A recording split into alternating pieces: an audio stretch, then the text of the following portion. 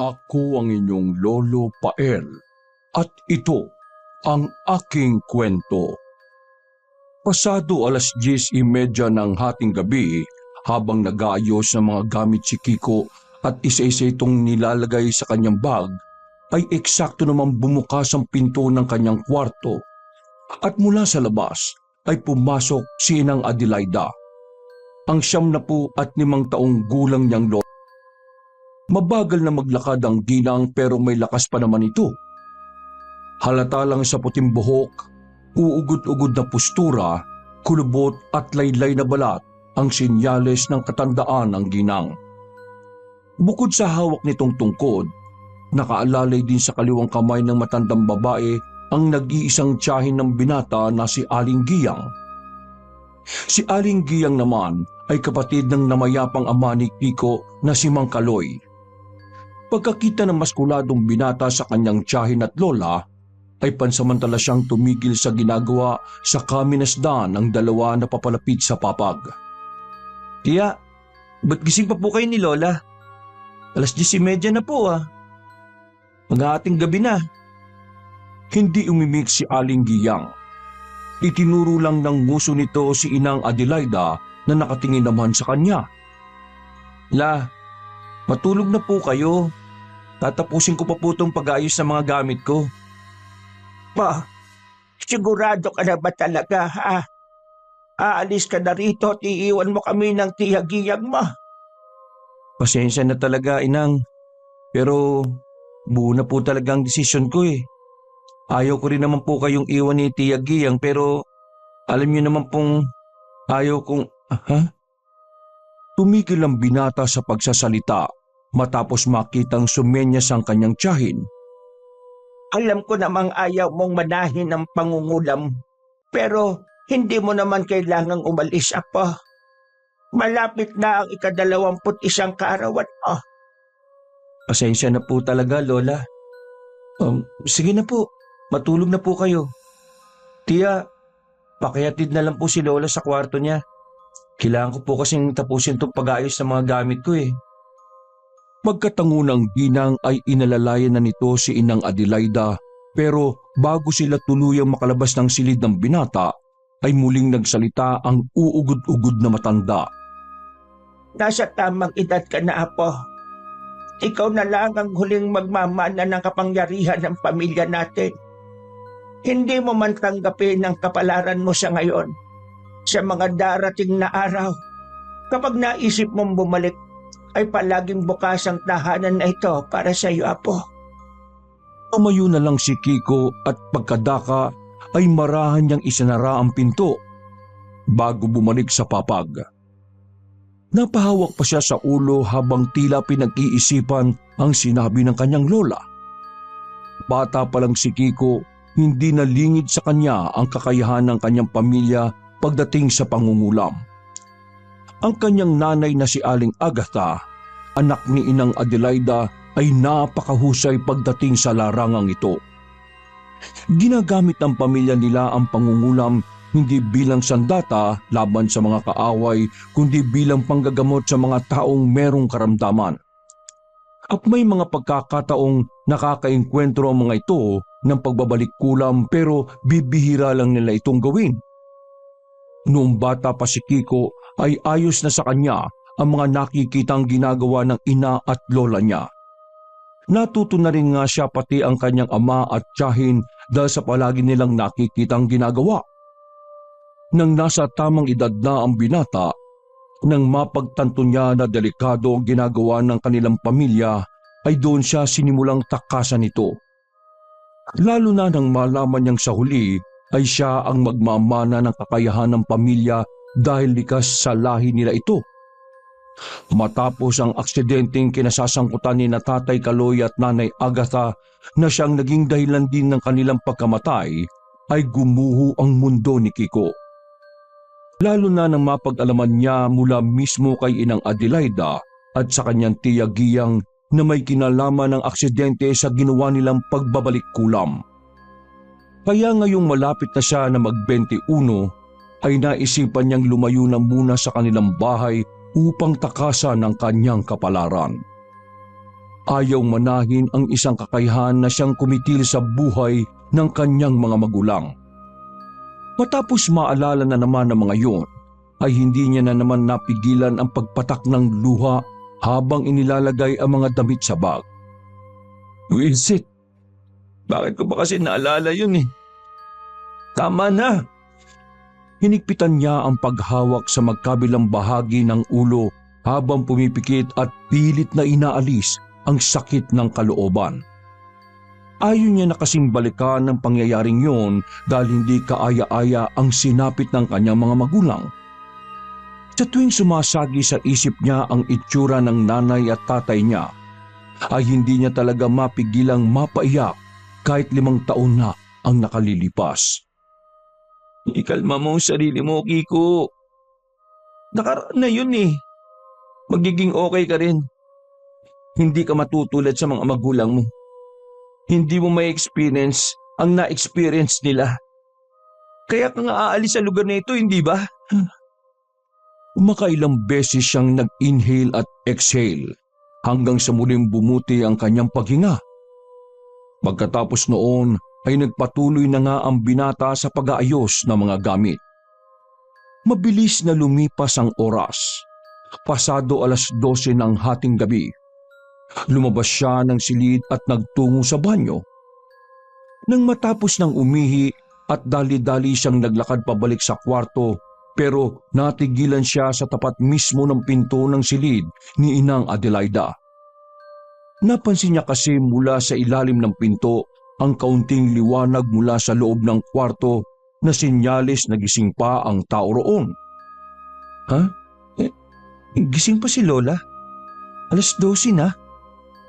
Hindi na niya natapos ang ibinubulong dahil narinig niya ang boses ni Inang Adelaida na nagbibigkas na naman ng orasyon. Marahan niyang inilapit ang tenga sa pinto para mas malinaw na marinig ang boses ng kanyang lola. At doon nga ay narinig niya ang kakaibang salitang binibigkas ng kanyang Inang Adelaida. Dahil sa kilabot na gumapang sa kanyang katauhan, kaya naman nagpasya na siyang bumalik sa silid at pinilit na lang munang makatulog kahit ilang oras lang. 5:00 kasi na madaling araw niya balak na umalis ng bahay para hindi maabutang gising ng mga tao. Pagsapit nga ng 4:30 na madaling araw, ay nagising siya at kaagad nag-asikaso. Nang handa na ay isinukbit niya sa likuran ng bag at marahang binuksan ang pinto ng kwarto. Pagakbang niya palabas ay may kung anong bagay ang tumambad sa kanyang paningin. Nakabalot to sa maliit na box at may note na nakaiwan. Dinampot niya ito at binasa. Kiko, mag-iingat ka. Pakiusap, dalhin mo sana ang bagay na to at gamitin bilang proteksyon mo kung saan ka man pupunta. Napabuntong hininga na lang siya bago bitbitin palabas ng bahay at bakuran ng box na hindi pa niya nakikita ang laman. Bago sumikat ang araw ay wala na siya sa kanilang baryo. Nakasakay na siya ng bus papunta sa kung saan bahagi ng Metro Manila. Makalipas ang 1 linggo, sa isang barangay sa Quezon City ay nakahanap siya ng maliit na paupahan na saktong-sakto lang sa kanya. Studio type ang bahay. May maliit na kusina. May maayos na banyo at kwarto. Malapit din ang paupahan sa food factory na pinag-applyan niya na ngayon ay na-hire na siya at kinukumpleto na lang ang mga requirements. Sa wakas, nakumpleto ko rin. Babalikan ko na lang tong NBI. Makakauwi na rin sa wakas. Habang naghihintay ng sasakyan ay eksaktong dumating ang isang binatang payat na may maputlang balat at tila lubog na mga mata. Kasing laki lang niya ito kaya pagngiti sa kanya ay kitang-kita niya kaagad. Uy, par, ikaw pala yan. Magkasabay tayong nag-apply dun sa factory, di ba? Nagkukumpleto ka na rin ba ng requirements mo? Ha? Oo. Actually, babalikan ko na lang yung NBI ko. Next week para sabay-sabay na pagpasa ko ng requirements sa agency. Tumawa ang payat na binata bago muling tumugon. Bale, waiting ka na lang sa pag-release ng NBI mo? Di sabay na tayo ngayong bumalik sa agency para makapagpasa ng mga requirements. Ha? Pwede ba yon? Oo naman. Hindi mo alam? Ngayon ka lang siguro nag-work, no? May resibo naman na tayo. Kaya sasabihin na lang natin sa agency to follow na lang tong NBI para makapag-start na tayo next week. Kasi kung hihintayin mo pang ma-release mismo ng NBI bago natin ipasa yung mga requirements, baka next week ka na makakapagsimula niyan. Pero mukha ka namang maraming pera eh. Kaya okay lang sa'yo na maghintay pa. Ako, hindi ko talaga afford maghintay na matagal eh. Need ko ng money! Napahimas batok si Kiko sapagkat totoo naman ang sinabi ng kanyang kausap na ngayon lang siya nakapagtrabaho na kailangan ng mga requirements. Noon kasing nasa probinsya siya, hindi naman kailangan ng requirements sa bukid at palaisdaan. Basta kaya ng katawan mo, pwede kang magtrabaho. Ito rin ang dahilan kung bakit maganda ang hubog ng kanyang katawan. Pasensya na ha. First time ko kasi mag-work dito sa Metro Manila eh. Sa amin kasi, wala nang mga requirements na yan eh. O sige, sasabay na ako sa agency sa'yo ngayon. Ano, tara na ba? Oo, maghihintay na lang tayo ng sasakyan. May dadaan dito, rekta na sa agency. Okay. Ay, siya nga pala. Anong pangalan mo ulit? Ako si Alexis par. Ako naman si Francisco. Pero Kiko na lang tawag mo sa akin. Ayoko kasi binabanggit ng buo yung pangalan ko eh. Sige. Nice to meet you par. Kiko. Sa akin kahit Lex. Alex o Alexis ang itawag. Walang problema.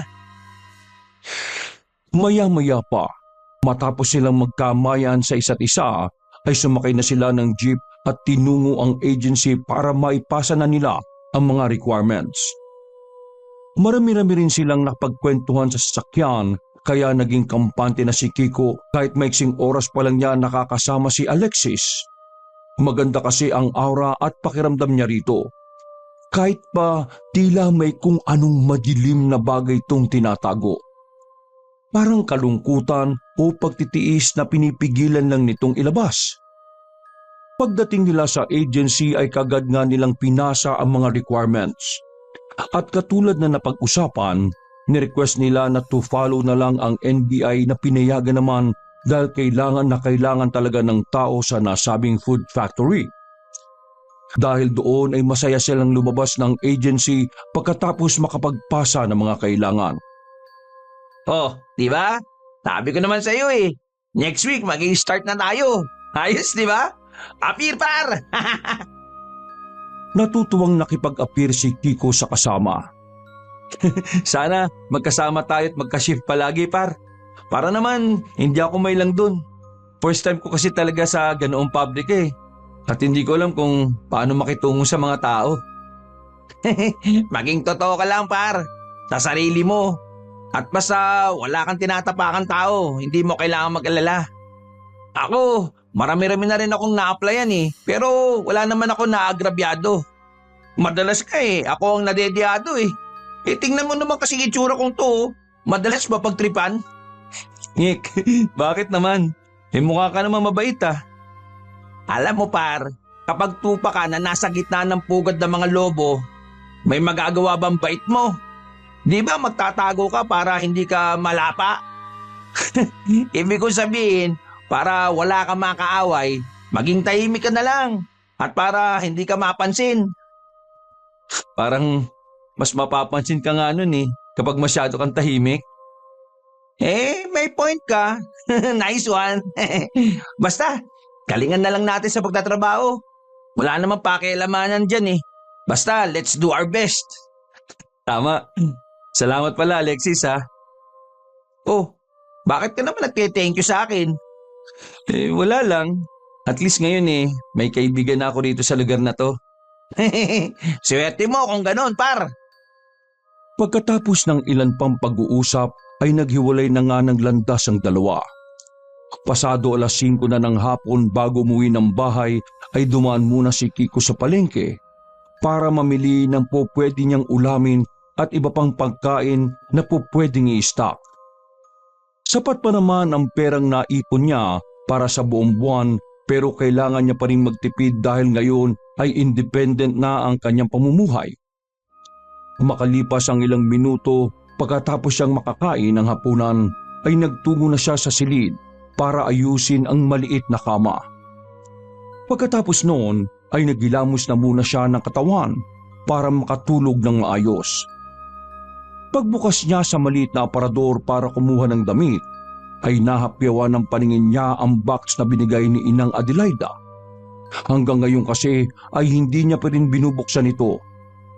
Kinuha niya yun at tinawakan sa kasaglit na naupo sa kama. Pagkahimas niya sa nasabing box ay muli na naman tuloy sumagi sa isipan niya ang nabasang sulat na kasama mismo ng box. Iko, mag-iingat ka.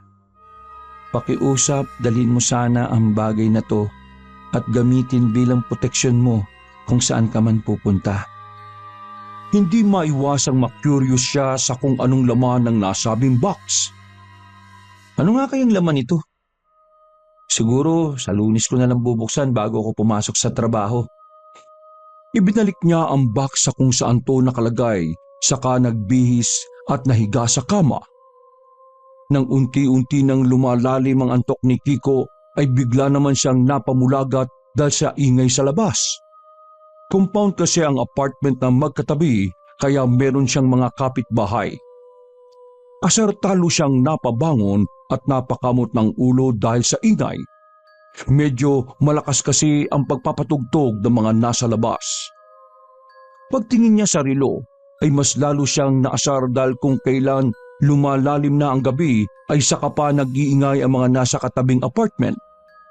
Wala bang patakaran ng compound na to? Kapag ganitong oras na hindi na dapat nag-iingay? Lumabas siya ng bahay para pakiusapan ng mga nag-iingay. Pero nang makita niya ang mga to ay medyo napaatras siya. Meron kasing kubo sa gitna ng compound at doon nagkakasiyahan ang mga nag-iingay na mga lagpas 10 katao. Lahat ng mga yon ay napatingin sa kanya, lalo na ang matangkad na lalaking pang-bouncer ang katawan. Moreno ang balat at maangas kung makatingin na parang mambabanat. At dahil sa gwapo to, kaya naman merong isang babaeng maganda na nakayakap dito habang nakatingin din sa kanya. Napalunok tuloy si Kiko ng laway matapos maisip na baka kapag nakiusap siya ay upakan na lang siya bigla. Mas marami pa naman ang kalalakihan kaysa sa mga babae. Tumayo ang matangkad na binata at pansamantalang tumanggal sa pagkakayakap ng babaeng maganda. Pagkatapos ay saka ito nagsalita habang nag-aangas na halatang nagpapa-impress sa mga babaeng kasama. Ay, eto na pala ang bagong lipat dito guys oh. Napatango-tango ang mga kasama ng lalaking may pang-bouncer na pangangatawan habang pare-parehong nagngingitian. Ilang saglit pa ay hininaan ng lalaki ang pagpapatugtog at muling kinausap si Kiko na nakatingin lang din sa kanila. Maingay ba kami? Pasensya ka na ha. Papatayin ko na lang ang sound. Akala kasi namin wala pang nakatira dyan eh. Lahat naman kami dito lang din sa compound nakatira. Kaya naglakas na ako ng pagpapatugtog. Pasensya na kayo. Natutulog na kasi ako eh. Okay lang naman magpatugtog kayo. Wala namang problema. Pakihinaan na lang po ng konti kung pwede lang. O sige par. By the way, ako nga pala si Junior. Salamat sa pangunawa ha. Ako naman si Kiko. Salamat din sa pangunawa. Matapos magkaunawaan, ay kaagad isinara ni Kiko ang pinto at kinandado. Napasandal pa siya sa mismong pinto dahil ramdam niya pa rin ang kaba sa dibdib. Iba kasi ang naba-vibes niya sa mga tingin ni Junior pati na rin sa babaeng nakayakap dito kanina. Halatang halata na niya sa itsura at pananalita kung anong klaseng tao ang mga yon. Kakaiba mga aura ng mga taong yun ha. Halatang hindi sila mapagkakatiwalaan. Nasabi niya yon dahil bilang isang tao na lumaki sa pamilya na may kakayahang mangkulam at mambarang, likas sa kanila ang pagiging malakas ang pakiramdam pagdating sa intensyon at ugali ng isang tao. Matapos siyang mapabuntong hininga, ay naglakad na pabalik sa silid si Kiko, pero nakakailang hakbang pa lang siya ay narinig na naman niya ang malakas na tugtugan mula sa labas ng inuupahan niyang bahay. Sunundan pa yun ng tawanan ng mga taong kausap niya kanina, kaya napailing na lang siya at hindi na pinansin pa ang mga ito. Dahil tuloy sa pag-iingay ng mga hindi disiplinadong kabataan, ay halos pasikat na rin ang araw bago tuluyang nakatulog si Kiko.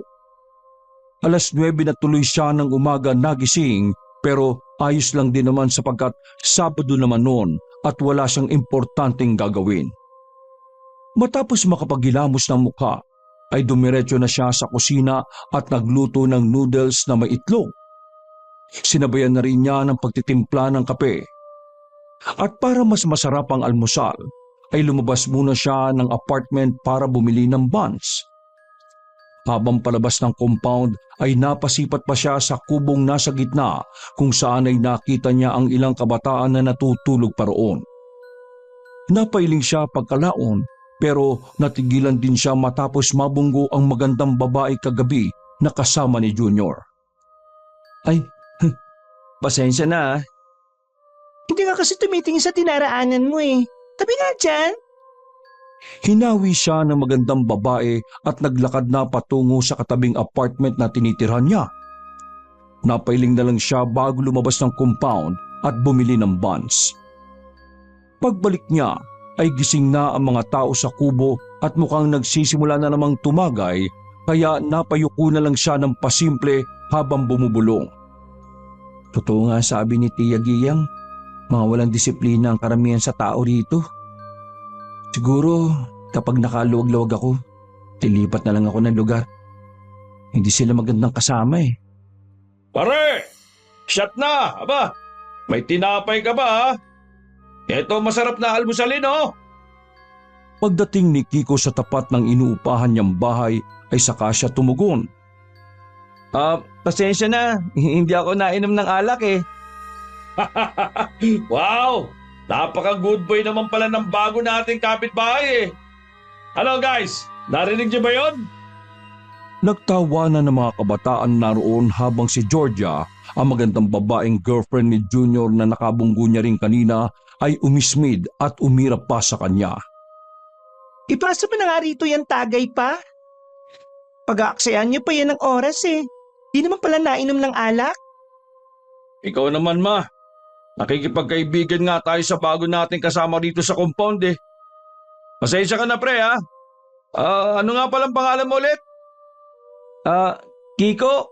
Kiko ho yung pangalan ko. Ay, oo nga pala. Nakakalimutan ko. Sinabi mo na nga pala yung kagabi. O basta, tandaan mo lang ang pangalan ko ha. Junior. Kung may gumalaw sa iyo dyan sa labas, sabihin mo lang sa akin. Akong titira sa mga yon. Sabihin mo lang ang pangalan ko. Manginginig na sa takot yung mga nang titrip sa iyo dyan sa labas. Promise. Sige, salamat Junior. O sige, papasok na ako sa loob ha. Hindi na niya pinagsalita pa ang lalaking tila bouncer ang pangangatawan. Pumasok na kaagad siya ng apartment at muling ikinandado ang pinto saka nag-almusal. Pagkatapos noon ay ilang oras din siyang nagtiyaga sa loob ng bahay kahit medyo mainit na. Dinadagdagan pa ng ingay sa labas dahil sa walang pakundangang pagpapatugtog ng mga nagiinuman. Nang medyo tumahimik na mga bandang 4:00 ng hapon, nagdesisyon siyang lumabas para makapaggala-gala kahit saglit. Pagkapunta sa mall ay bumili siya ng murang sapatos para magamit sa pabrikang papasukan. Pagkatapos noon ay nagtambay din muna siya sa isang park at doon nagpalipas ng oras. Habang tumitingin-tingin sa mga taong dumaraan ay nakakita si Kiko ng isang masayang pamilya na nakaupo sa isang tabi habang kumakain at nagtatawanan. Naalala niya tuloy bigla ang kanyang mga magulang pati si Inang Adelaida. Noon kasing buhay ang mga magulang niya ay madalas din silang lumabas ng pamilya lalo na tuwing Sabado o kaya Linggo. Ito ang isa sa mga pinaka-nami-miss ni Kiko na alam niyang hindi na maibabalik pa ngayon. Bago pa tumulo ang kanyang mga luha matapos maalala ulit ang pinakamamahal na mga magulang, ay tumayo na siya at naglakad hanggang sa madaanan ng isang simbahan. Aba, may simbahan pala dito. Kailan ba ako huling nakapasok ng simbahan?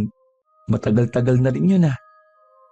Habang inaalala ang tungkol sa bagay na yun, ay pumasok na muna siya sa loob at dumulog ng dasal sa Panginoon. Panginoong Diyos, gusto ko lang po magpasalamat sa biyaya na to na pinagkaloob mo sa akin. Hindi mo ako pinababayaan dito sa magulong lugar na napuntahan ko sa Metro Manila. Nagkaroon kaagad ako ng trabaho sa maiksing panahon lang.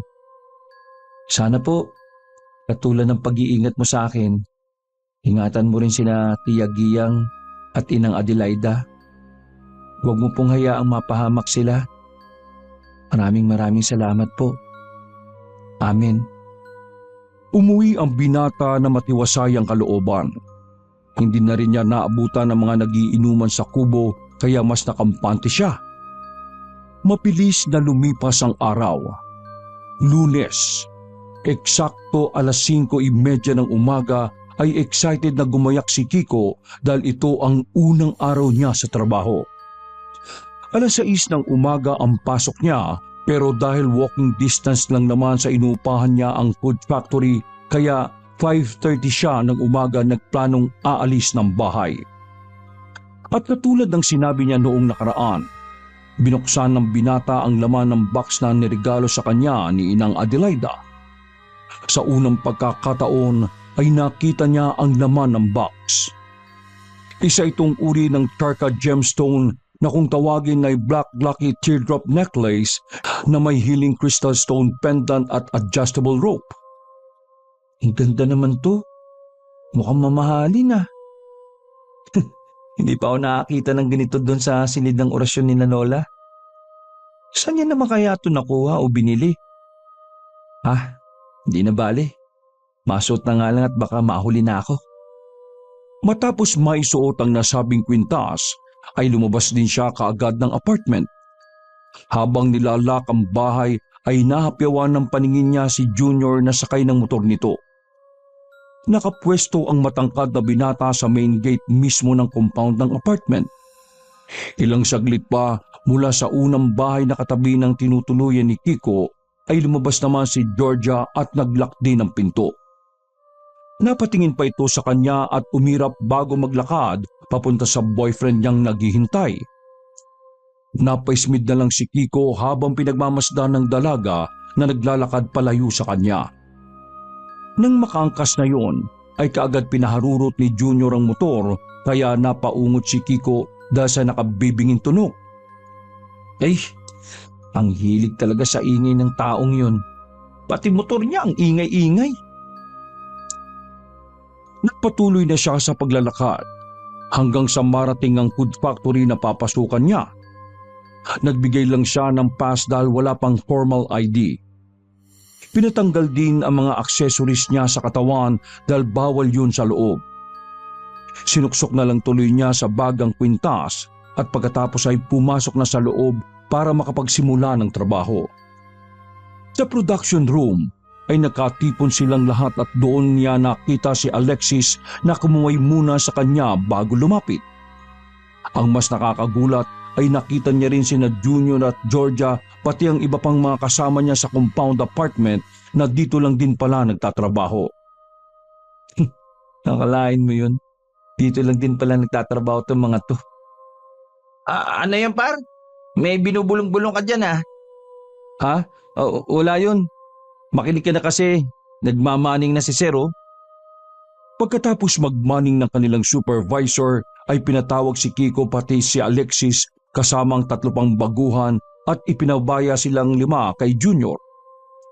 Hoy, biruin mo nga naman oh. Pare, dito ka rin pala nagtatrabaho? Ano, first day mo ngayon no? Akong bahala sa'yo rito. Sabi ko naman sa'yo, di ba? Umakbay ang matipunong lalaki kay Kiko habang tatawa-tawa. habang si Alexis naman ay nagpapapalit-palit lang ng tingin sa dalawa. Nang mapansin yun ni Junior ay sinamaan niya ng tingin ang payat na binata bago pa balang na nagsalita. Hoy, ikaw payat. Anong tinitingin-tingin mo ha? Gusto mo upakan kita? Wala naman akong ginagawa. Ano? Masagot ka ba ha? Ang payat-payat mong yan? Sasagot-sagot ka? Aamba na ang lalaking pang-bouncer ang katawan kay Alexis nang biglang umawat si Kiko pati ang dalawa pang baguhan na sina James at Renzo. Si Ode naman na panglima sa baguhan ay nakatingin lang at tatawa-tawa. Teka pare, kalma lang. Sabi ni Bisor ikaw daw bahala kung saan kami ilalagay. Nako, salamat ka payat. May umawat sa akin. Hoy, pasensya na kayo ha. Nawala ako sa konsentrasyon Ayaw ko pa naman kasi sa lahat yung sumasagot-sagot. Matapos mapabuntong hininga ay inayos-ayos pa ni Junior ang damit bago ipahilera ang 5 baguhan. Sina James, Renzo at Oden ay nilagay na sa katamtamang gawain. Si Kiko naman ay sa pinakamagaang na gawain. At doon ay nakita niya ang mga kasamahan sa compound apartment kabilang na si Georgia. Habang nagsusorting ang magandang babae ay nakatingin to ng masama sa kanya. Junior, saan mo ilalagay si Alexis? Sinong Alexis? Si Yatot ba? Alexis pala pangalan nun. Alexis pala ang pangalan ng butiki na yon. Huwag ka mag-alala, paring Kiko. Akong bahala dyan kay Alexis. Pagkarinig pa lang ni Kiko sa sinabing yon ng matipunong binata, ay hindi na maganda kagad ang kutob niya. Hindi nga siya nagkamali ng hinala dahil nilagay sa pinakamahirap na gawain si Alexis kahit alam ni Junior na baguhan pa lang ito. Dahil doon ay nagkaroon ng aberya ang takbo ng makina kung saan nakapwesto si Alexis. Saglit tuloy pinahinto matapos masira ang isang machine. Anong ginawa mo? Sabi ko naman kasi sa'yo huwag kang pumwesto dyan Nako, tigil tuloy ang takbo nyo dyan. Alam mo ba patakaran dito na kapag nakasira ka ng makina, iaawas yan sa sahod mo. Mare-regular ka talaga dito, Yatot! Nagtawa ng tuloy ang mga nakarinig pero may iba rin na bumubulong-bulong kay Alexis na okay lang yon sapagkat baguhan naman siya at hindi pa niya alam ang tamang proseso. Hoy, sa susunod, huwag kang sasagot-sagot sa akin ha. Kapag inulit mo pa yung kabastusan mo na yon, hindi lang yan ang mangyayari sa'yo. Sige na, doon ka muna sa sorting. Pagka break time, puntahan mo ako. Tuturuan kita mag-file ng report tungkol dyan sa ginawa mong kapalpakan. Umpisa pa lang puro kapalpakan ka na kaagad. Tatagal ka kaya rito. Napayukod na lang si Alexis habang lumalapit sa kinaroroonan ni Kiko na nakita at narinig ang mga pangyayari. Awang-awa siya rito pero hindi niya naman malapitan ng kaibigan dahil oras ng trabaho. Mabilis na lumipas ang oras. Pagsapit ng 6:00 ng gabi, paglabas ng factory ay hinabol ni Kiko si Alexis na nagmamadaling maglakad papunta sa sakayan. Alexis! Alexis! Wait, par! Pagkakita sa kanya ng payat na binata ay huminto to habang nakayukod lang. Nagpatuloy sila sa paglalakad nang magpantay na sila ng pwesto. Bakit ganyan naman ang mukha mo? Nakita mo naman siguro yung nangyari, par. Sabi sa'yo, hindi talaga ako swerte sa mga trabaho Kahit saan ako magpunta, lagi na lang akong walang nagagawang tama. Ano ka ba? Hindi naman totoo yan. Okay naman ang trabaho mo kanina Napuri nga tayo dun sa sorting Para mawala ang lungkot ng kaibigan ay inaya na lang niya tong kumain sa isang parisan na siya na ang sasagot. Hindi naman tumanggi si Alexis dahil libreng pagkain na yon para maitawid ang isang gabi. Nang matapos na silang kumain, habang naglalakad papunta sa sakayan ay napansin niyang malungkot pa rin ang mukha ng kaibigan kaya tinapik niya ito. Par, bukas sabay tayo sa lunch break para naman hindi boring. Parang tinataban na tuloy akong pumasok, par. Ha? Naku, par. Huwag no. Diba sabi mo, marami kang binabayaran ngayon at hindi mo afford na mawalan ng pera? Nauurat kasi ako dun sa junior na yun eh. Alam mo kung sino? Sinadya niya akong pahirapan kanina eh. Nako, wag mo na lang pansinin yung taong yun. Di ba, ikaw na nga nagsabi sa akin, magtrabaho na lang tayo ng tahimik. Kaya pumasok ka bukas ha. Second day pa lang suko ka na kaagad. Parang hindi ikaw yan ha.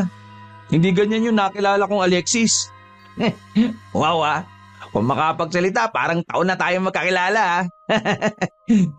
Pinapatawa lang kita. Ano ka ba no? Basta, kita na lang tayo bukas ha. Sige na, sumakay ka na. Yun na yung jeep na sakto diretso yata yan sa inyo. O sige. Salamat Kiko. Alam mo, napakabait mong tao.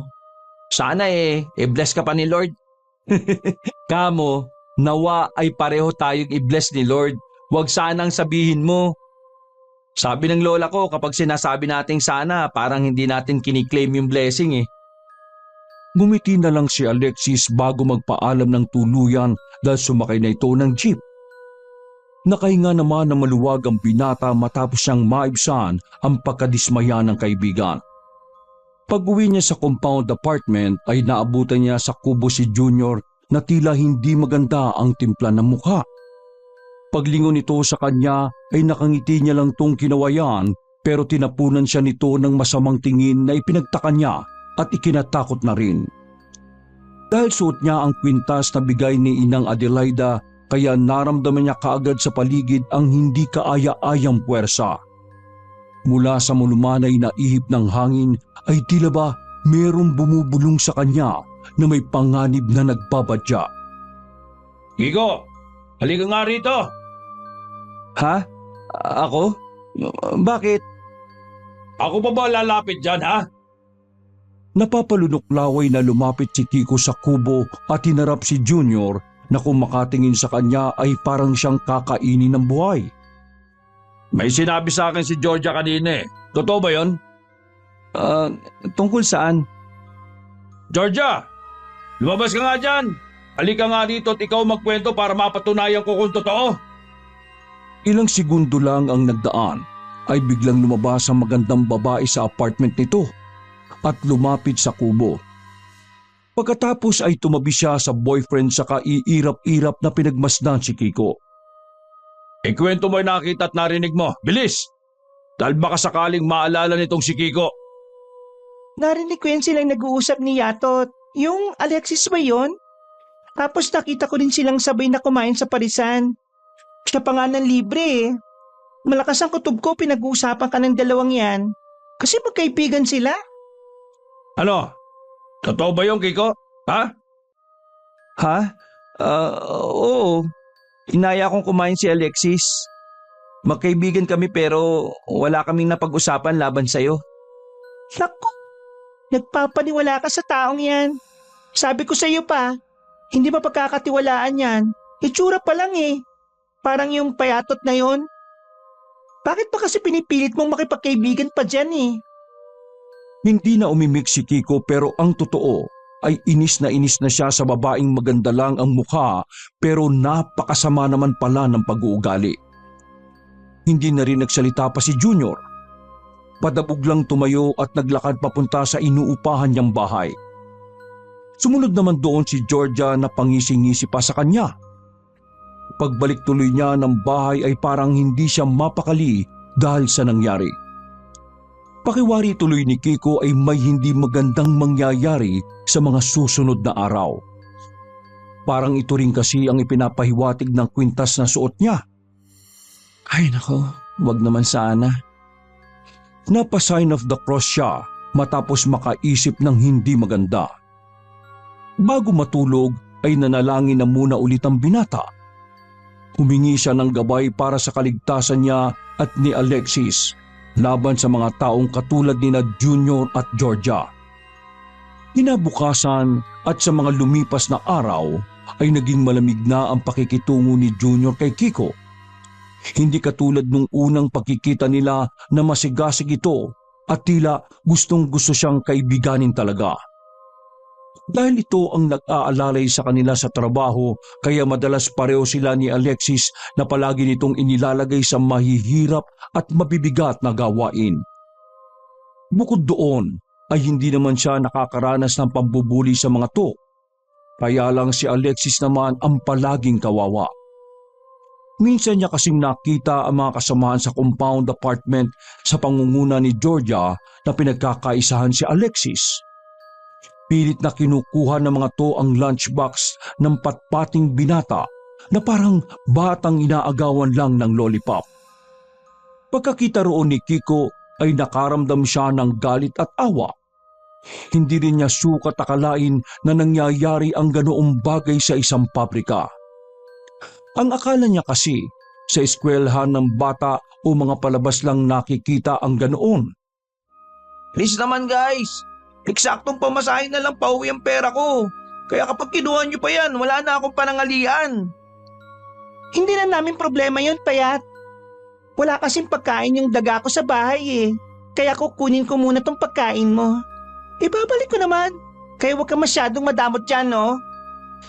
Ipapaalam ko to sa taas para masuspindi kayo. Aba, hayop kang tikling ka. Subukan mo lang kaming isumbong. Paglabas mo dito, ipapabugbog kita. Tama na yan, Georgia.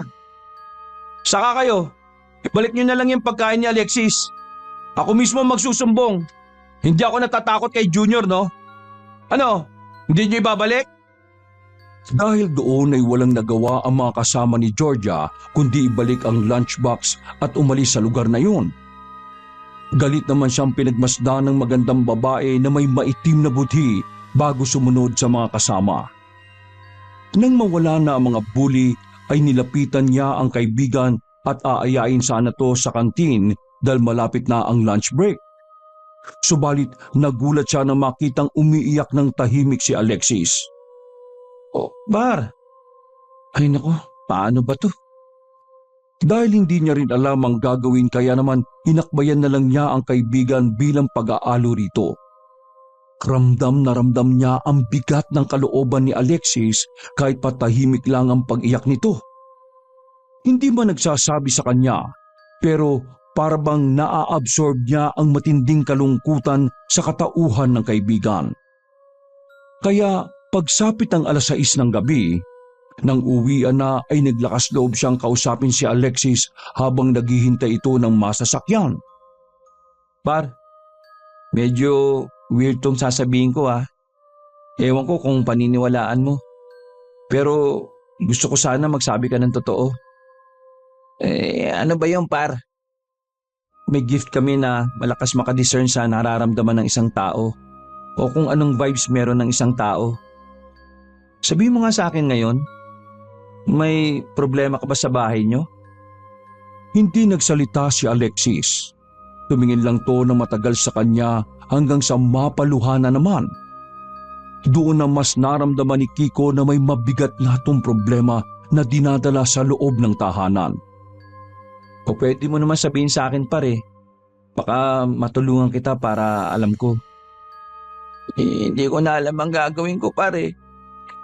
Nung nakalipas na 2 buwan, nagsimula kaming mabaon sa utang kasi si tatay sinanla yung bahay namin dahil sa pagkakalulong niya sa sabong eh. Sa sobrang pagtatrabaho ng nanay ko, na-ospital siya. Tapos, nung nakaraan namatay na siya. Pero hanggang ngayon, di namin makuha ang bangkay kasi wala kaming pambayad sa ospital eh. Ngayon linggo naman, palalayasin na kami sa bahay. Hindi ko na talaga alam ang gagawin ko, Pat. Tumabay pa itong mga bully sa trabaho. Parang gusto ko nang mawala eh. Yung mga nambubuli sa akin sa trabaho, parang gusto na nila akong itulak sa bagay na matagal ko nang gustong gawin. Par, langyaan naman oh. Huwag mong gagawin yun. Please naman. Kahit anong mangyari huwag mong tatangkaing magpakamatay. Nagpunas ng luha si Alexis saka tumawa at tumarap sa kaibigan bago magwika. Maraming salamat talaga para napakabait mong tao. Nawa i-bless ka lalo ni Lord. Hoy, kapag na-bless ako ni Lord, kasama ka rin doon, par. Kaya ipangako mo sa akin hindi mo gagawin yun. Ngumiti lang si Alexis bago pumara ng sasakyan at sumakay. Plano pa naman sanang ibigay ni Kiko ang kwentas niya, kaya lang ay nakalayo na ang jeep. Pag-uwi ng bahay dahil sa mga nalaman ay hindi tuloy halos madalaw ng antok si Kiko. Hindi niya rin kasi sukat akalain na ganun pala kabigat ang pinagdaraanan ng kanyang kaibigan. Kaya inis na inis din siya sa mga kasamahan sa compound apartment na palaging nambubuli kay Alexis. Bukas talaga, pagsasabihan ko talaga yung mga yon. Lalo na yung Georgia na yun. Maganda lang talaga siya. Pero ang ugali niya, mas maitim pa sa sunog na puwet ng kaldero. Grabe. May ganun pala talagang klase ng tao. Matapos mapabuntong hininga ng malalim ay dumulog na ulit siya ng panalangin sa Diyos para sa kaibigang dumaranas ngayon ng matinding pagsubok.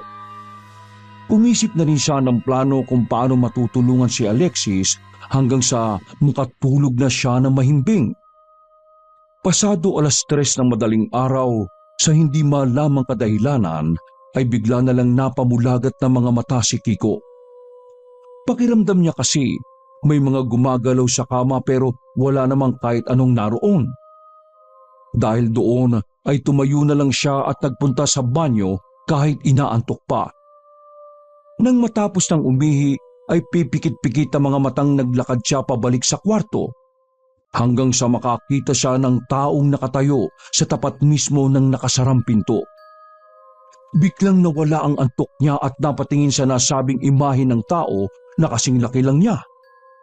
Bigla ring sumilay ang matinding kilabot sa buo niyang katauhan pero nagawa niya pa ring maikalma ang sarili.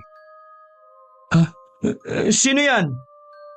Kasabay ng pagkakasabing yon ay ang pagbukas niya ng ilaw pero ganun na lang ang gulat niya dahil nawala ang nakita niyang imahe sa tapat ng nakasarang pinto.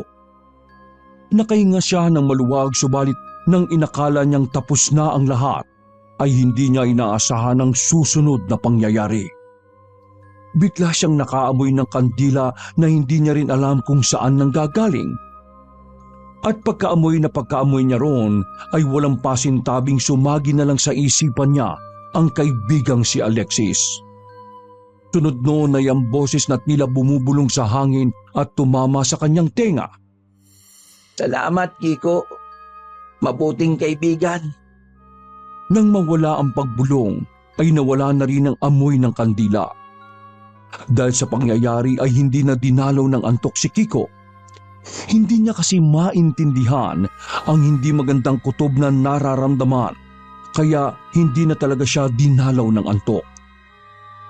Pagsapit ng 5:30 ay dali-dali siyang nagtungo sa factory at hinintay ang kaibigan.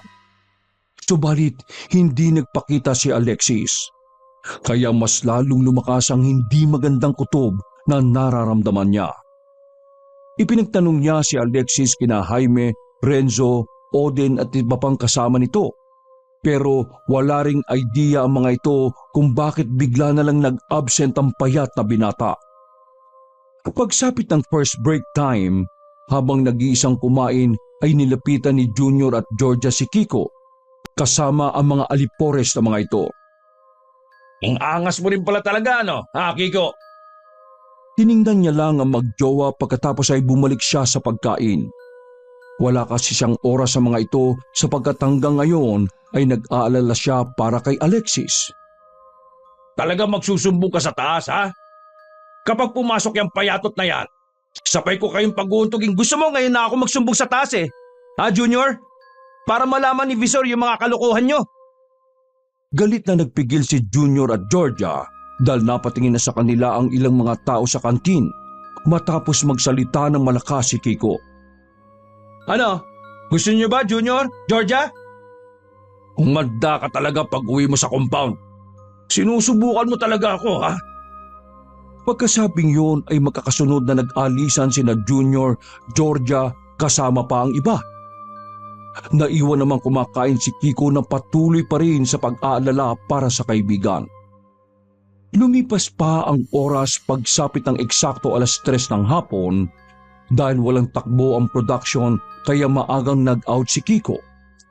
Nang nasa locker na siya ay napansin niya sina James, Renzo at Ode na kausap ang iba pa nilang kasamahan pati ang mismong supervisor nila. Nandun din sina Junior at Georgia at nakikinig sa balita. Halos may statwa siya sa pagkabigla matapos marinig ang sinabi ng kanilang supervisor. Hindi nga dapat siya maniniwala pero inulit at kinumpirma to ng isa pang empleyado na totoong patay na nga si Alexis matapos maglaslas at magbigti. Napatingin si Kiko sa maskuladong binata at sa girlfriend nitong hindi rin makapaniwala sa kanilang narinig. Lahat talaga sila ay nasyak kaya naman bigla na lang nagkulap si Kiko at nawalan ng malay tao. Pagkagising ay nasa klinik na siya ng factory. Madilim na ang paligid at panggabi na nga ang mga empleyadong naroon. Umuwi rin siya kaagad matapos makitang wala namang problema. Habang naglalakad pa uwi ng bahay, ay paulit-ulit na naglalaro sa utak niya ang ibinalita ng kanilang supervisor na nagpakamatay na nga si Alexis. Nasa kasamaang palad ay hindi nakaligtas. Naglaslas muna kasi to ng pulso bago magbigti para masigurong hindi na siya mabubuhay. Doon niya lang din na-realize na kaya pala kaninang madaling araw ay merong nagparamdam sa kanya. Sigurado siyang si Alexis yun kaya hindi na niya napigilang mapaluha. Ako naman talaga, Paro. Bakit mo naman ginawa yun? Nag-usap pa tayo kahapon eh. Sabi mo hindi ka susuko. Ayop ka naman talaga oh. Pagpasok niya sa compound ay kaagad siyang nagpunas ng luha pagkakita sa grupo ni Junior na nakatambay sa kubo. Tahimik ang mga to habang nakatingin sa kanya, kaya nagpatuloy siya sa paglalakad hanggang sa makarating sa tapat ng inuupahan niyang apartment. Habang sinususian ang pinto ay tumagas na naman ang kanyang luha at hindi niya to mapigilan hanggang sa maalala niya ang sinabi ni Alexis patungkol sa grupo ng mga bully. Hindi ko na talaga alam ang gagawin ko eh. Sumabay pa itong mga bully sa trabaho. Parang gusto ko na lang mawala eh. Yung mga nambubuli sa akin sa trabaho, parang gusto na nila akong itulak sa bagay na matagal ko na gustong gawin. Dahil doon ay tumigil siya sa ginagawa at biglang sinapak ang nakasarang pinto bago magmura ng malakas at humarap sa mga taong nasa kubo. Ano Junior? Georgia? Masaya na kayo ha? Patay na yung kaibigan ko! Patay na si Alexis dahil sa inyo! Biglang nagpantig ang tenga ng binatang maskulado kaya galitong lumapit kay Kiko habang pinipigilan ng ibang kasama. Hayaan niyo si Junior para makatikim ng leksyon yung mayabang na Kiko na yan. Para magtanda siya. Ganun na nga ang ginawa ng mga kalalakihan kaya nakalapit si Junior sa harap ni Kiko. Ano sinabi mong gago ka? Kayo ang dahilan kung bakit nagpakamatay si Alexis! Bago pa matapos ng binata ang sinasabi, ay sinapak na siya sa mukha ni Junior. Nakaramdam siya ng pagkahilo at kamuntikan pang matumba, pero mabuti na lang ay nakahawak siya sa doorknob at naisandalang sarili. Yan lang naman ang kaya mong gawin eh. Pero kahit hindi mo aminin sa sarili mo, alam mong isa ka sa dahilan kung bakit nagpakamatay si Alexis. Kayo! Lahat kayo! Abay hayop ka! Tumigil ka na! Gusto mo pa yata ng isang sapak eh. Ano? Para makatulog ka na? Sige pa, upakan mo yan para mabawasan ng kayabangan. Alam niyo ba yung huling sinabi sa akin ni Alexis bago niya kunin ang sarili niyang buhay? Makinig kayong lahat! Lalo ka na Junior at Georgia. Sinabi sa akin ni Alexis na kayong lahat ang dahilan at nagtulak sa kanya para gawin yon. Mga wala kayong konsensya. Mabigat ang pinagdaraanan ng tao. Nawalan siya ng nanay na hanggang ngayon di pa nakukuha sa ospital dahil wala silang pera. Iniwan sila ng tatay niya matapos isang lang bahay nila dahil sa sugal. Mga wala kayong konsensya. Kayo mismo nagtulak kay Alexis para magpakamatay siya. Mga mamamatay tao kayo! Apat, gago ka! Ayaw mo pang tumigil, ha? Uuntay ang pasana ni Junior nang sapak si Kiko na duguan na ang ilong pero pumigil na ang mga kasamahan nila. Nang makakuha ng pagkakataon ay kaagad sinusian ni Kiko ang pinto para pumasok sa loob ng kanyang inuupahan at nilakyon. Napasandal pa siya sa gilid habang walang tigil na umiiyak. Dinig na dinig din niya ang pagsigaw ni Junior sa galit na pilit namang pinatatahimik ng mga kasama. Sinisiguro kong makakarma kayo. Lahat ng ginawa niyo sa kaibigan ko. Hindi ako papayag na hindi makamit ni Alexis ang hustisya. Promise par, babawi ako. Babawi ako. Pasensya na't hindi kita natulungan. Nakalipas ang 1 linggo pagkatapos ng libing ni Alexis ay nagpaalam si Kiko sa kanyang supervisor na magli-leave siya ng 1 linggo. Kung hindi lang niya idinahilan si Inang Adelaida na kunwari nangangailangan din ng tulong. Bumiyahe na nga ang binata pabalik sa kanilang probinsya at nang makita siya ng kanyang tiyahin at lola ay nagtaka ang dalawa at nag-alala dahil meron siyang pasa sa muka. Apo, ano bang nangyari sa iyo? Nagkamay pa siya sa mukha. Natuto ka na yatang makipag-away ah. Inang naman, alam niyong hindi ako marunong makipagsuntukan eh. Pero, totoo pong nasapak ako. Hindi naman po ako lumaban eh. Nang marinig yun ni Tia Giyang ay todo-todo paalala ang inabot nito sa kanya. Tiyang naman, hindi po talaga ako magiging basagulero. Bumalik lang po ako dito dahil pumapayag na ako, Inang. Nahinto sa pagsasalita ang 2 babae na nagkatinginan muna bago sabay na napalingon ulit sa kanya. Papayag na po ako, Inang, na magmana ng pangungulam at pambabarang ng pamilya. Pero sa isang kondisyon po. Ano naman ang kondisyon mo, Apo? Itaga niyo po muna sa bato na itong hihilingin ko ay gagawin niyo. Kapag hindi niyo po ako napagbigyan sa hiling ko, hindi po ako sasang-ayon na maging tagapagmana ninyo. Sige, Apo. Itinataga ko sa bato sa ngalan ng ating mga ninuno at sa Diyos na ating pinaglilingkuran. Papayag ako sa anumang hihilingin mo. Pero ang kapalit nun, ikaw ang magmamana ng kakayahan ng ating angkan. Mananatili ka sa lugar na ito para aralin at paghusayan ang talentong ipinagkaloob sa ating angkan. Opo, La. Promise po. Gagampanan ko ang sinasabi ninyo. Ngayon na po, ano bang kahilingan mong yon? Napabuntong hininga muna ang binata bago isinalaysay ang lahat-lahat sa kanyang tiyahin at lola. Ikinwento niya ang patungkol sa nangyaring pangbubuli kay Alexis na nag-uwi sa pagpapakamatay nito. Sinabi niya sa 2 babae na gusto niyang turuan ng leksyon sina Junior, si Georgia at iba pang tao na involved sa pang-aapi sa kanyang kaibigan. Po, alam kong naiintindihan mo ang tungkulin ng angkan natin. Nagkaroon tayo ng kakayahang mangulam at mangbarang, hindi para gamitin upang pahirapan ng isang tao. Nagliligtas tayo ng buhay, kaya pasensya ka na dahil hindi ko mapagbibigyan ng gusto mo. Pero nangako kayo sa akin, Inang. Itinaga niyo pa sa bato. Sa ngalan ng mga ninuno natin at Diyos na pinaglilingkuran natin. Tapos, babawiin niyo lang ngayon? Wala kayong salita eh. Pasensya na, Apo ko, Kiko. Walang bisa ang pangakong yon kung labag naman sa sinumpaan natin tungkulin. Sana ay maintindihan mo. Huwag kang magpalamon sa galit na nararamdaman mo dahil kapag nauna kang magpasakop sa galit, matutulad ka sa mga... Hindi na naituloy ni Inang Adelaida ang pagsasalita sapagkat pinigilan na siya ni Aling Giyang at ito na ang kumausap kay Kiko.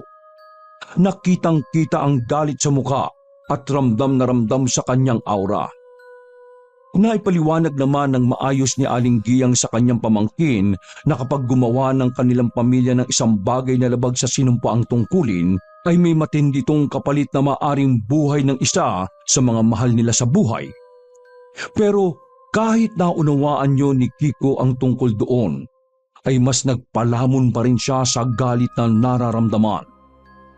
Wala siyang ibang hangad kundi ang makaganti at maturuan ng leksyon sina Junior, Georgia at ang iba pa. Kaya naman hindi niya pinakinggan ang lola at tiyahin. Hindi niyo ako tutulungan? Pwes, ako mismo ang gagawa ng paraan. Hahanap ako ng taong po pwedeng tumulong sa akin. Masama ang loob at dismayado siyang umalis ng bahay at pansamantalang nagpalipas ng gabi sa isang apartel sa bayan. Doon ay nag-isip-isip siya kung sino ang po pwedeng hinga ng tulong para makaganti na siya. Sa kanya naalala ang ginoong madalas niyang puntahan noon na taga-roon lang din sa bayan. Si Mang Kayong na kaibigan ni Inang Adelaida at dating kasakasama nito sa panggagamot. Pasado 7:00 ng gabi ay hinanap niya ang bahay ng Ginoo na malapit lang sa sementeryo. Ang tanda ko talaga, dito lang yung nakatira banda eh. Madalas namin puntahan yun nila Inang pero nakapagtataka na bigla na lang nawala ang komunikasyon namin sa taong yun. Bakit kaya? Hindi ko naman nabalitaang namatay si Mang Kayong. Ako ba ginahanap mo, Kiko? Paglingon niya sa isang malaking puno ay doon nasipat ng binata ang matandang lalaki na namumuti na ang buhok. Maging ang mga mata nito ay puti na rin dahil kinain na ng katarata. Nagtaka siya at namangha sapagkat kahit alam niyang hindi na to halos nakakakita ay nakilala pa rin siya nito. Mang Kayong, ano pong nangyari sa mga mata niyo? Tumatanda na. Pero hindi naman hadlang to. Mas luminaw nga ang pandama ko. Mas lumawak pa ang nakikita ko kaysa sa ordinaryong mga mata. Sumunod ka sa akin. Doon tayo mag-uusap sa bahay. Pagkarating niya sa bahay ng bulag na Ginoo ay naupo kagad siya sa isang gilid. Bakit po kayo biglang nawala? Hindi naman ako nawala.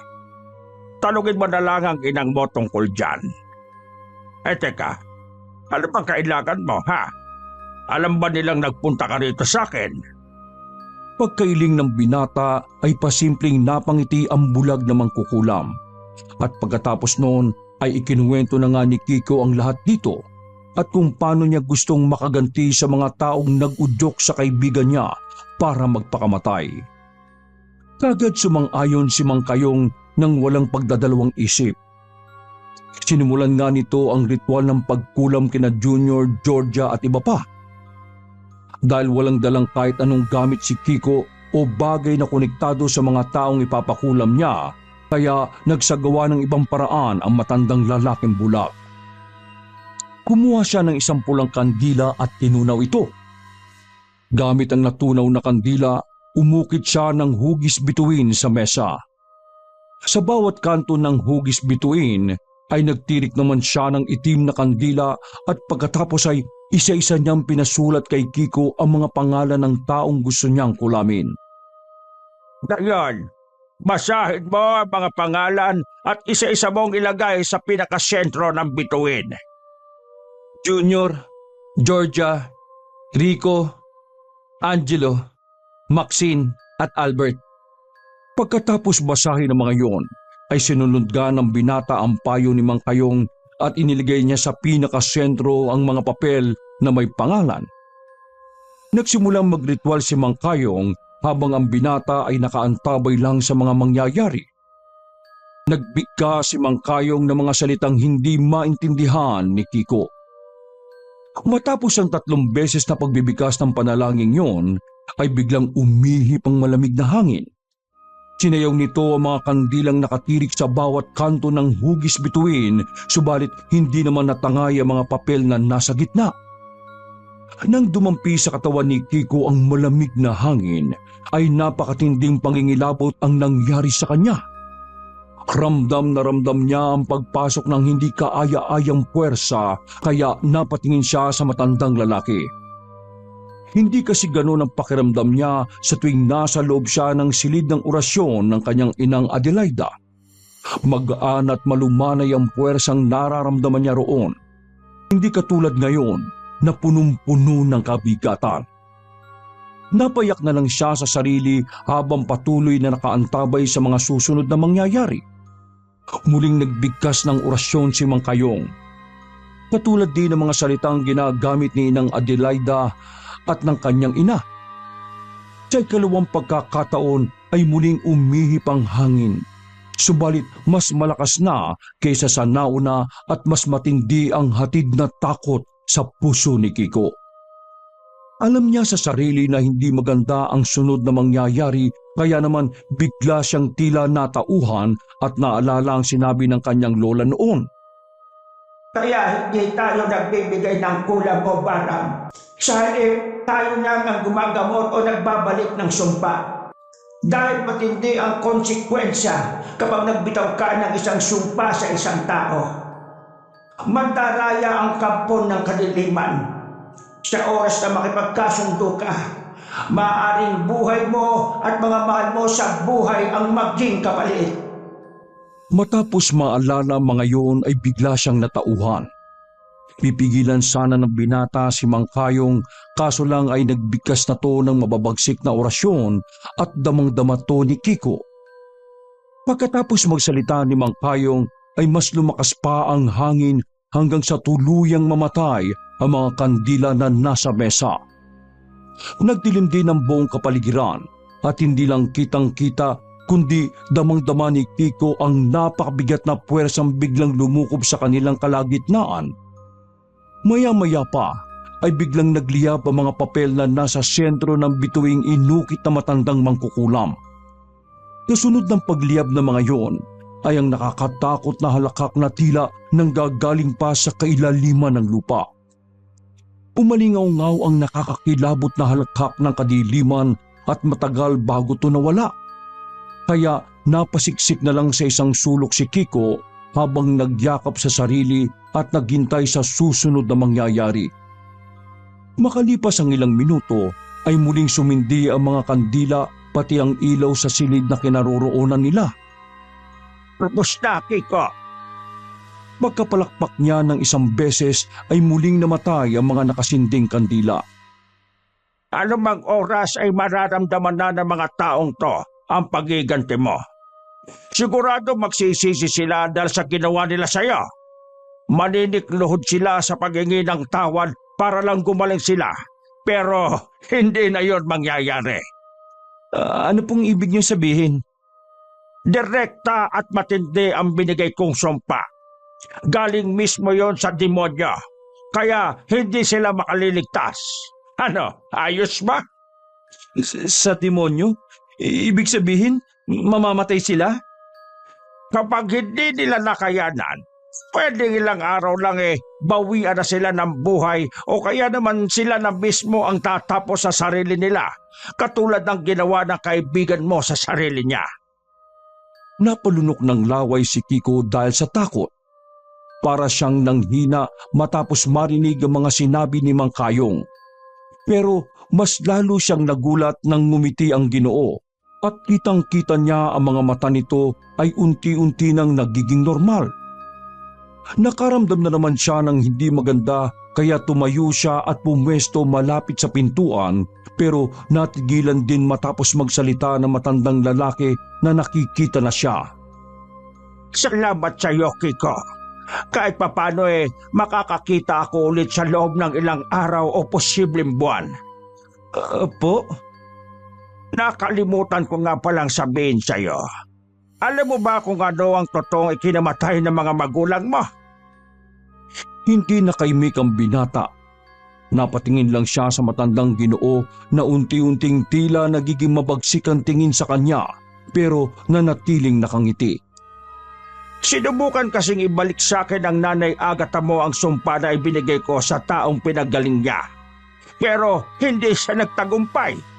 Naunahan ko siya. Malas nga lang dahil sinamahan siya ng tatay Kaloy mo, kaya dalawa silang namatay. Kung ganun, kayo ang... Ako nga ang dahilan.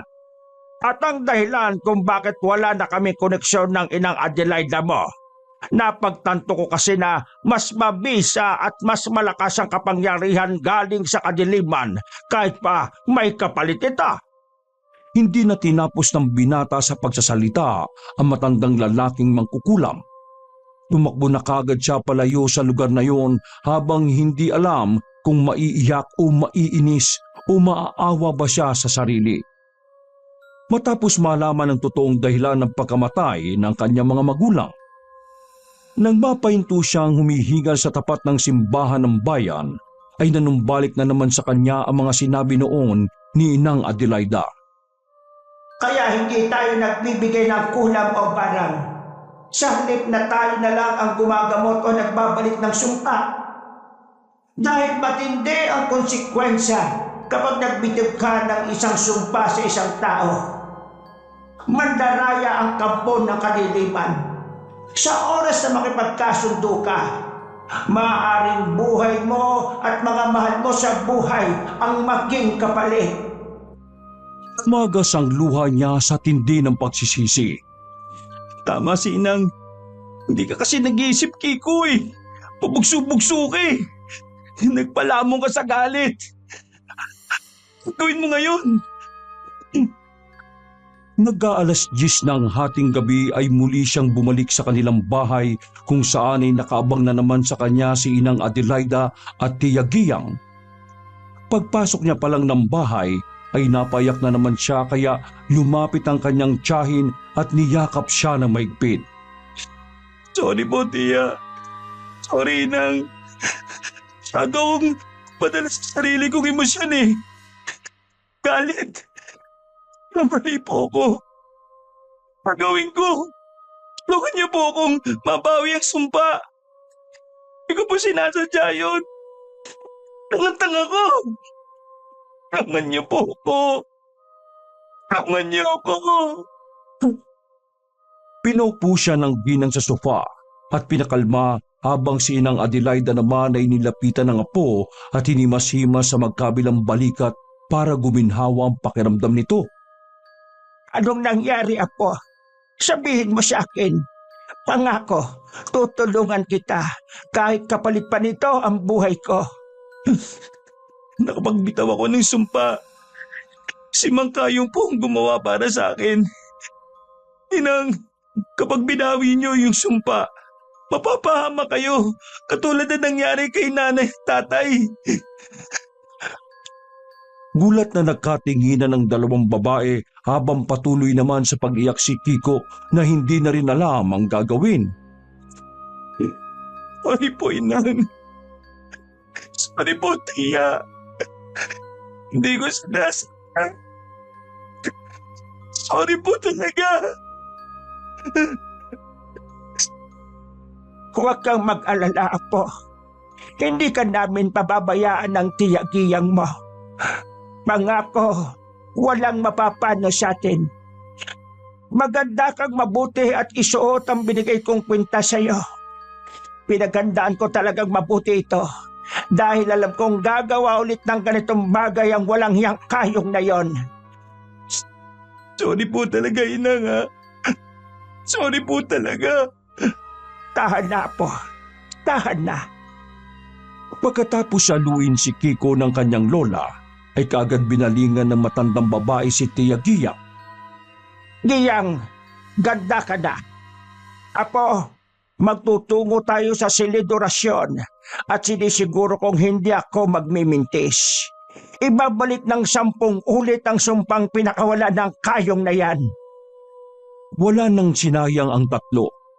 Kagad nilang tinungo ang sinasabing silid ng orasyon kung saan nila ginagawa ang panggagamot sa mga taong may sakit, pati na rin ang mga nakulam o nabarang. Pagpasok nila sa loob ng silid, ay nakaramdam kaagad ng magaan na presensya si Kiko. Nawala ang takot at pag-aalala at bigat na dinadala ng kanyang puso kaya bigla siyang tumigil sa pag-iyak. Doon niya mas lalong nakumpirma na ibang-iba ang paraan ng kanilang pamilya sa paraan ni Mang Kayong. Wala na silang inaksayang oras pa.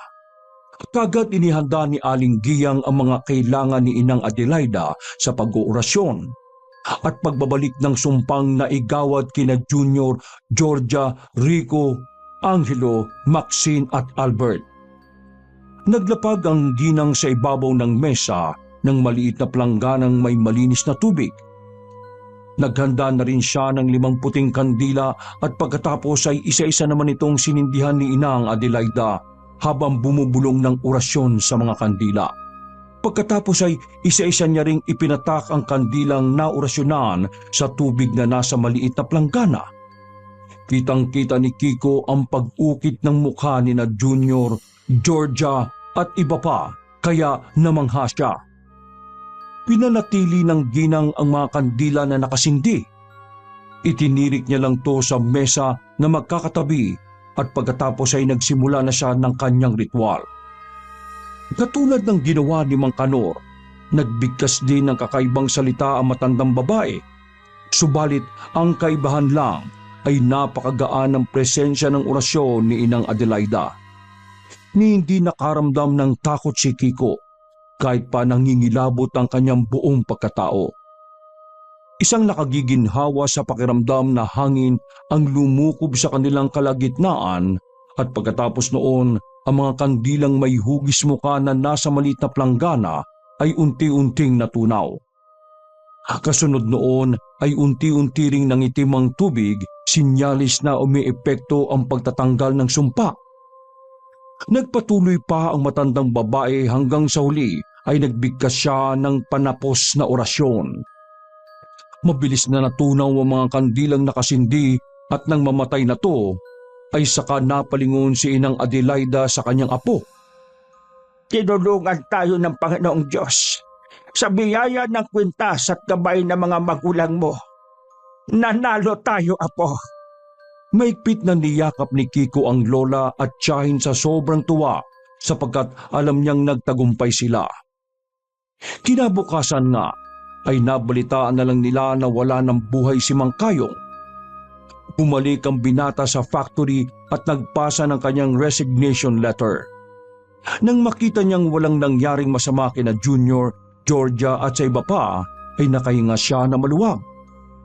Nanatili siya sa probinsya at inaral ang karunungang ipinagkaloob sa kanilang pamilya. Nang mamatay si Nang Adelaida, siya na ang naging manggagamot sa kanilang lugar sa tulong ni Tia Giyang. Wakas!